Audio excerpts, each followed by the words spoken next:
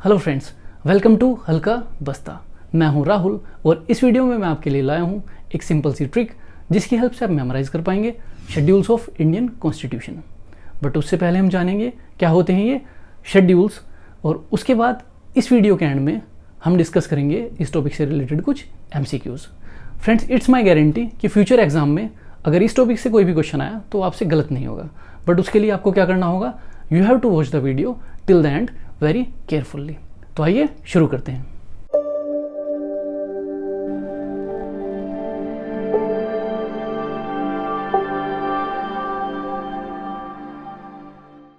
Hello friends, तो आइए सबसे पहले जानते हैं क्या होते हैं शेड्यूल्स अपने इंडियन कॉन्स्टिट्यूशन के अंदर। फ्रेंड्स देखिए, शेड्यूल्स क्या हैं, ये बेसिकली टेबल्स हैं या आप कह सकते हैं लिस्ट हैं जिनके अंदर कुछ डिटेल्स है। कैसी डिटेल्स है? जो कि अपने आर्टिकल्स में मेंशन नहीं है। चलिए मोर क्लैरिटी के लिए एग्जांपल की हेल्प से इसको समझते हैं। देखिए फ्रेंड्स, जब आपने आर्टिकल 1 रीड किया होगा कभी, तो उसके अंदर एक चीज़ लिखी होगी कि इंडिया के जितने भी स्टेट्स हैं या यूटीज़ हैं उनकी डिटेल्स कहाँ गिवन है, शेड्यूल 1 में। तो इसके लिए आप क्या रेफर करेंगे, शेड्यूल 1। तो जब आप शेड्यूल 1 ओपन करके देखेंगे तो उसके अंदर आपको मिलेगा इंडिया के सारे स्टेट्स और यूटीज़ के नाम। ठीक है, देखिए जो आर्टिकल्स हैं और शेड्यूल्स हैं वो अलग अलग नहीं हैं, वो इंटरलिंक्ड हैं। ठीक है, एक दूसरे से लिंक हैं। तो जब हम आर्टिकल रीड करेंगे तो कुछ डिटेल्स जो हमें आर्टिकल में लिखनी थी बट जिससे हमारा कॉन्स्टिट्यूशन देखने में बहुत बल्कि ना लगे, इसलिए हमने उनको अलग से डाल दिया।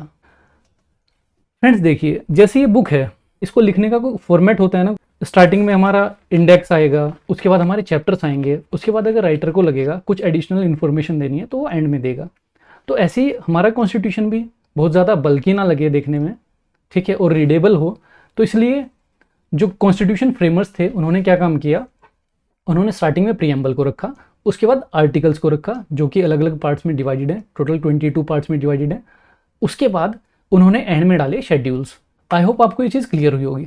चलिए अब देखते हैं अपने कॉन्स्टिट्यूशन में कितने शेड्यूल्स हैं। फ्रेंड्स देखिए, जब हमारा कॉन्स्टिट्यूशन बन के रेडी हुआ तो टोटल 8 शेड्यूल्स थे उस ड्यूरेशन में।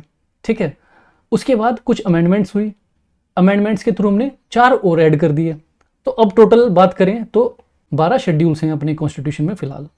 तो चलिए अब देखते हैं वो कौन कौन सी अमेंडमेंट थी और किस ईयर में वो अमेंडमेंट्स आई जब ये शेड्यूल 9 to 12 ऐड किए गए। तो अगर हम बात करें 9th शेड्यूल की, ये ऐड किया गया फर्स्ट कॉन्स्टिट्यूशनल अमेंडमेंट के थ्रू ईयर 1951 में। इसके अंदर क्या रीड करेंगे हम, land reforms and other matters. ये हम कुछ देर में डिटेल्स में जानेंगे कि एक्चुअल में होते क्या है। अगर हम बात करें 10th शेड्यूल की, ये ऐड किया गया 52nd कॉन्स्टिट्यूशनल अमेंडमेंट के थ्रू 1985 में। इसके अंदर क्या है, एंटी डिफेक्शन लॉ। और जो 11th और 12th शेड्यूल है वो दोनों ही 1992 में ऐड किए गए। ठीक है, एक ऐड किया गया 73rd कॉन्स्टिट्यूशनल अमेंडमेंट के थ्रू ऐड, और एक किया गया 74th कॉन्स्टिट्यूशनल अमेंडमेंट के थ्रू। एक है पंचायत से रिलेटेड और 12th शेड्यूल है म्यूनिसिपैलिटी से रिलेटेड। अब 1 by 1 हम डिटेल्स में देखते हैं कि शेड्यूल 1 to 12 में क्या क्या है। सो फ्रेंड्स, अगर हम सबसे पहले बात करें शेड्यूल नंबर 1 की, तो इसमें आएंगे सभी स्टेट्स एंड यूनियन टेरिटरीज़ के नेम, जैसा कि अभी कुछ देर पहले हमने डिस्कस किया है। फिर आता है हमारा शेड्यूल 2। शेड्यूल 2 में सैलरीज है और अलाउंसेज है। सबसे पहले अब ये जान लीजिए कि सैलरी और एमोल्यूमेंट्स ये एक ही चीज़ है। तो चलिए फ्रेंड्स, अब देखते हैं शेड्यूल 2 में किन किन की सैलरीज और अलाउंसेज कवर होते हैं। तो इसमें आते हैं हमारी प्रेसिडेंट, गवर्नर्स, जजेस of Supreme Court and High Court, controller and auditor general, then speaker and deputy speaker of Lok Sabha and legislative assembly of states, then chairman and deputy chairman of Rajya Sabha and legislative council of states. Friends देखिए, अब इनको learn करने की एक बहुत easy सी trick है। आप 1-2 बार इसको रिपीट करना, आपको लर्न हो जाएगी। देखिए ट्रिक क्या है, पीजी में चेयर से जुड़े स्पीकर में ऑडियो चलाओ। मतलब एक पीजी है लाइक हॉस्टल, उसमें एक चेयर से एक स्पीकर जुड़ा हुआ है, ठीक है, उसमें ऑडियो चलाओ। यही आपकी ट्रिक है। तो देखिए पीजी में जो पी है उससे आपको लर्न हो जाएगा प्रेसिडेंट, जी से आपको लर्न हो जाएगा गवर्नर, चेयर से chairman and deputy chairman of Rajya Sabha and legislative council of states, जुड़े के JUD से आपको लर्न हो जाएगा जजेस of Supreme Court and High Court, speaker directly speaker and deputy speaker of Lok Sabha and legislative assembly of states. Then audio चलाओ में AUDI, OD आ रहा है तो OD से आप लिंक कर सकते हैं ऑडिटर को। ठीक है, तो ODO से आपको लर्न हो जाएगा कंट्रोलर एंड ऑडिटर जनरल, फिर इसको आप छोड़ देना, इससे कुछ नहीं है, ठीक है। अब जो इम्पोर्टेंट चीज़ है इसमें याद रखने की वो ये है कि इसमें कौन कौन मेंशन नहीं है।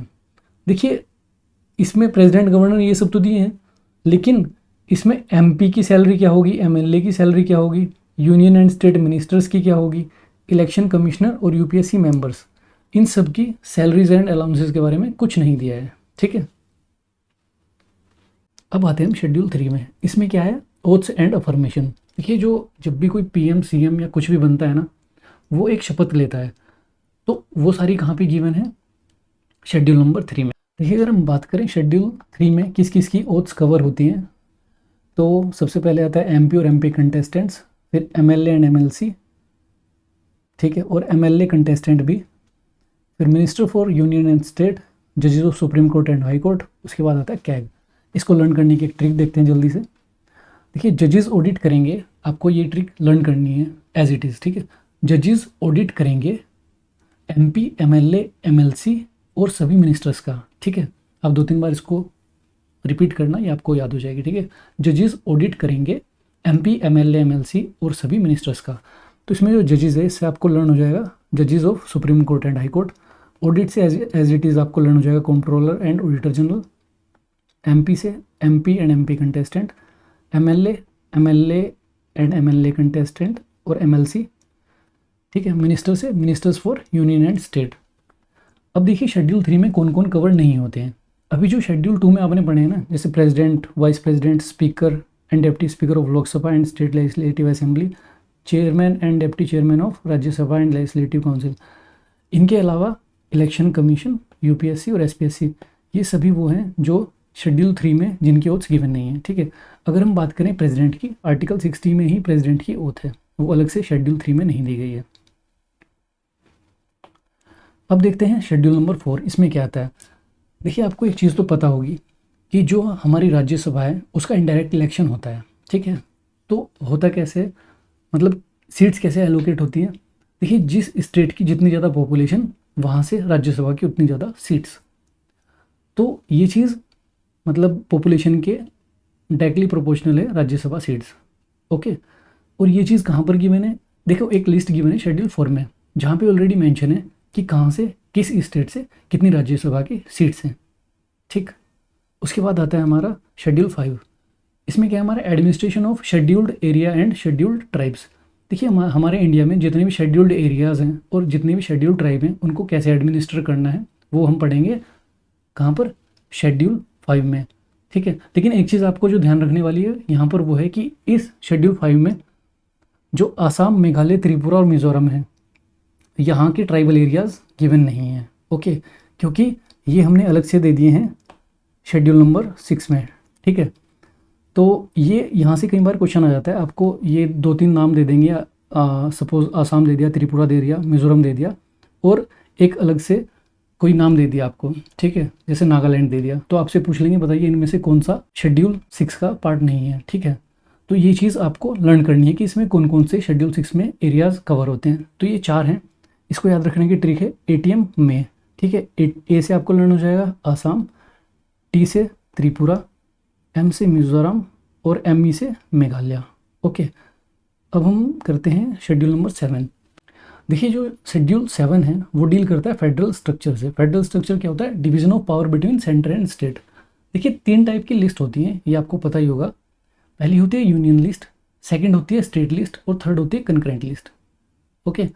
तो अगर बात करें हमारी सेंटर की, तो सेंटर लॉज बना सकता है उन सब्जेक्ट मैटर्स पर जो आते हैं यूनियन लिस्ट के अंदर और कंकरेंट लिस्ट के अंदर, ठीक है। ऐसे ही अगर हम बात करें स्टेट गवर्नमेंट की, तो स्टेट गवर्नमेंट कानून बना सकती है स्टेट लिस्ट के सब्जेक्ट मैटर्स पर और कंकरेंट लिस्ट के सब्जेक्ट मैटर्स पर। तो ये आपको याद रखना है, ये बहुत इंपॉर्टेंट है। कई बार डायरेक्टली क्वेश्चन पूछ लिया जाता है कि जो हमारी लिस्ट्स हैं वो किस शेड्यूल में मेंशन है, तो आपको आंसर देना है कि शेड्यूल 7 में, ठीक है। उसके बाद आता है हमारा ऑफिशियल लैंग्वेजेस शेड्यूल 8 में।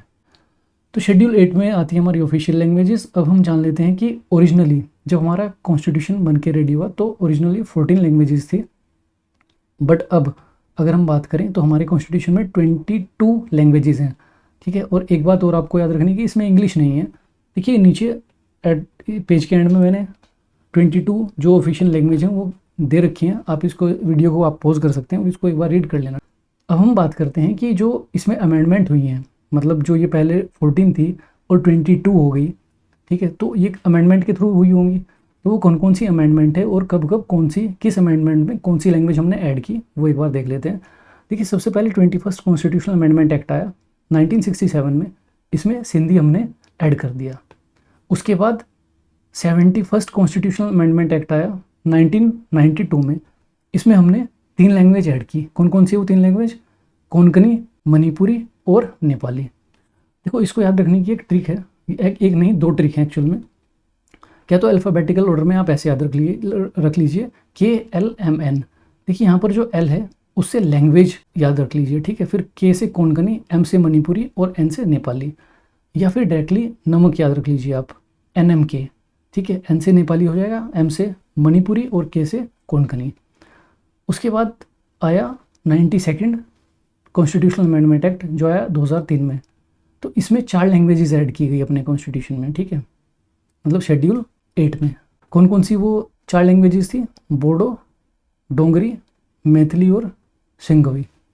देखो, इसको याद रखने की ट्रिक है सिर्फ BDMS, ठीक है। जैसे डॉक्टर होते हैं ना, BDMS डॉक्टर, तो बस आप BDMS याद रखिए, आपको ये 4 याद हो जाएंगे। अब एक चीज़ और देखिए आप, मतलब ये भी कई बार कन्फ्यूज़न क्रिएट कर सकता है कि 21st, 71 और 92 कौन कौन से अमेंडमेंट थे।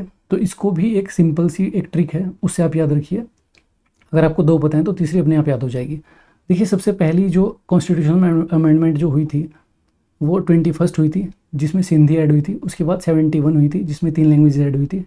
अगर आप इन दोनों का ऐड करेंगे, इन दोनों को जोड़ देंगे, तो आपका आ जाएगा 92nd, मतलब 3rd वाली जो अमेंडमेंट हुई थी, जिसमें 4 लैंग्वेजेस ऐड की थी। इसके बाद एक और अमेंडमेंट हुई, बट उस अमेंडमेंट ने कोई नई लैंग्वेज ऐड नहीं की, बल्कि जो ओरिया था उसको रीनेम कर दिया, उसका नया नाम क्या रख दिया? ओडिया, ठीक है। ये कौन से अमेंडमेंट के थ्रू हुआ? 96th constitutional amendment act 2011। अब देखते हैं शेड्यूल 9। देखिए, जो शेड्यूल 9 है उसमें एक्चुअल में लैंड रिफॉर्म्स आते हैं, ठीक है। जैसे ज़मींदारी सिस्टम था वो एबोलिश हो गया था, ये सारी चीज़ें। इसके अलावा सेंटर और स्टेट्स अपने लॉज बनाकर इसमें डाल सकते हैं। ऐसा ये क्यों करते थे सेंटर स्टेट? देखिए, पहले जो भी लॉ बना के इसमें डाले जाते थे वो जुडिशियल रिव्यू के अंदर नहीं आते थे। देखिए, जुडिशियल रिव्यू आपको पता ही होगा, अगर नहीं पता तो आप सुन लीजिए, थोड़ा सा मैं आपको बता देता हूँ। देखिए, होता क्या है, जब भी कोई लॉ बनता है तो वो कॉन्स्टिट्यूशन के अकॉर्डिंग बनाया जाता है। अगर कॉन्स्टिट्यूशन के अकॉर्डिंग नहीं बनाया जाता तो कोर्ट को पावर होती है उसको नल एंड वॉइड डिक्लेयर करने की, मतलब अनकॉन्स्टिट्यूशनल डिक्लेयर करने की। तो अगर इस पावर को हम बोलते हैं जुडिशियल रिव्यू, ठीक है। मतलब कोर्ट कोई भी चेक कर सकती है कि ये कॉन्स्टिट्यूशनली वैलिड है या नहीं। तो शेड्यूल 9 के अंदर जो भी एक्ट बना के डाल दिए सेंटर या स्टेट गवर्नमेंट ने, वो जुडिशियल रिव्यू के अंदर पहले नहीं आते थे, ठीक है। देखिए, एट प्रेजेंट इसके अंदर जितने भी लॉज आते हैं वो अंडर जुडिशियल रिव्यू हैं। अब बात करते हैं शेड्यूल नंबर 10 की। देखिए, शेड्यूल नंबर 10 जो है वो डील करता है एंटी डिफेक्शन लॉ से। देखिए, anti defection law I hope आपको पता ही होगा, दल बदल कानून जिसे भी कहते हैं, जो बार बार पार्टीज चेंज कर लेते हैं, MPs वगैरह, ठीक है, MPs MLA, तो ये उससे डील करता है। उसके बाद आता है हमारा शेड्यूल 11 जो डील करता है responsibilities and powers of panchayat से, ठीक है। मतलब क्या क्या रिस्पॉन्सिबिलिटी और पावर्स दी गई हैं पंचायत को। उसके बाद आता है हमारा शेड्यूल 12, जैसे पंचायत की रिस्पॉन्सिबिलिटीज़ और पावर्स दी गई हैं शेड्यूल 11 में, ऐसे ही responsibilities and power of municipalities दी गई हैं हमारे शेड्यूल नंबर 12 में। अब देखिए, ये सारे शेड्यूल्स को लर्न करने की एक ट्रिक देख लेते हैं, जो कि बहुत ईजी ट्रिक है। देखिए, ट्रिक क्या है? टीयर्स ऑफ ओल्ड PM, ठीक है। ये सारे वो कीवर्ड्स हैं जो भी पीछे शेड्यूल्स में हमने देखे, जो मैंने रेड कलर से हाईलाइट किए हुए थे।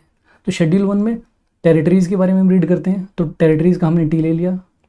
शेड्यूल 2 में इमोल्यूमेंट्स E, 3rd में ओथ्स एंड अफर्मेशन था, तो अफर्मेशन का A, ऐसे ही राज्यसभा R। आप ये एक बार लिस्ट चेक कर लीजिएगा। और उसके बाद जो फर्स्ट लेटर्स हैं उनको आप अगर चेक करेंगे तो वो क्या निकल कर आएगा? टीयर्स ऑफ ओल्ड PM, ठीक है। तो डायरेक्टली आप इस ट्रिक से आप सारे के सारे शेड्यूल्स, मतलब शेड्यूल 1 to 12 आप लर्न कर सकते हैं। तो चलिए अब देखते हैं इस टॉपिक से रिलेटेड कुछ MCQs। तो चलिए फ्रेंड्स अब देखते हैं कुछ MCQs इस टॉपिक से related. Question number 1, which schedule of Indian constitution deals with anti defection. Friends बताइए कौन सा शेड्यूल इंडियन कॉन्स्टिट्यूशन में है अपने जो एंटी डिफेक्शन लॉ से डील करता है। देखिए आपको क्वेश्चन को समझने में अगर थोड़ा टाइम लग रहा है या थोड़ा सोचने में आपको टाइम चाहिए तो आप वीडियो पॉज कर सकते हैं। इस क्वेश्चन को करने के लिए जो मैंने आपको लास्ट में ट्रिक बताई है TRSO-PM उसका आप यूज़ कर सकते हैं। जल्दी कीजिए। चलिए इसका आंसर है सी, शेड्यूल नंबर 10। ओके, ये आपको पता है कि आपका सही हुआ है या नहीं। अगर आपका आंसर सही है तो कॉन्ग्रेचुलेशन, और अगर आपने रॉन्ग अटैम्प्ट किया है तो प्लीज़ एक बार इस वीडियो को दोबारा देख लेना जिससे कि सारी चीज़ें क्लियर हो जाएं। अब देखते हैं question number 2, who among the following is not mentioned in the second schedule of Indian constitution. बताइए इनमें से किसका जिक्र नहीं किया गया है शेड्यूल नंबर 2 में।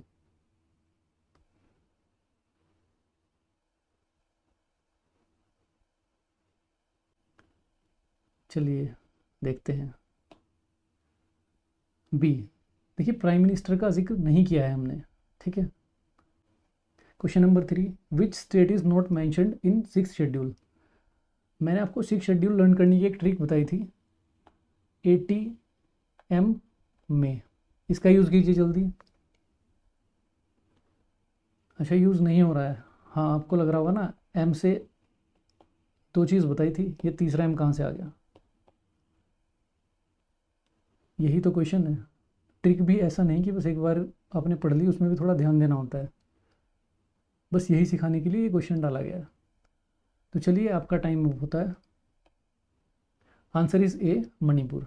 देखिए ATM में जो ए था वो आसाम के लिए था, T त्रिपुरा के लिए, और ACM मिज़ोरम के लिए, और ME में वो था मेघालय के लिए।